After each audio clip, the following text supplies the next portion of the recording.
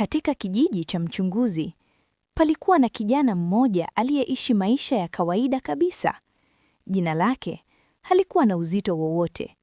Hakuwahi kutajwa katika vikao wala kuhusishwa na chochote cha ajabu. Lakini usiku ule, usiku ambao mwezi ulionekana mwekundu kama damu, kila kitu kilibadilika. Alipoamka asubuhi, alihisi tumbo lake kuwa zito isivyo kawaida.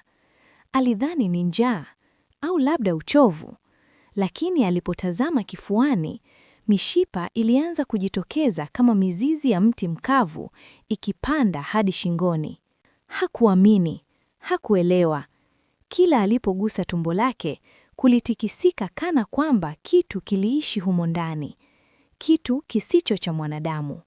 Na kabla hata hajapumua vizuri, alisikia sauti nyuma yake, sauti ya mwanamke aliyezikwa miaka mingi iliyopita.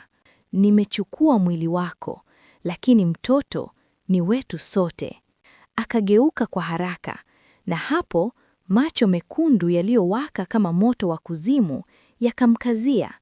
Mikono baridi kama barafu ikamshika mabega.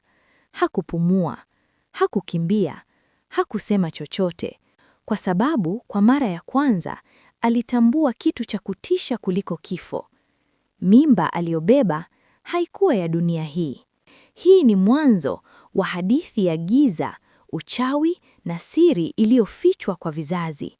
Hadithi ambayo hakuna aliye tayari kuidai, lakini wote watailazimika kuijua.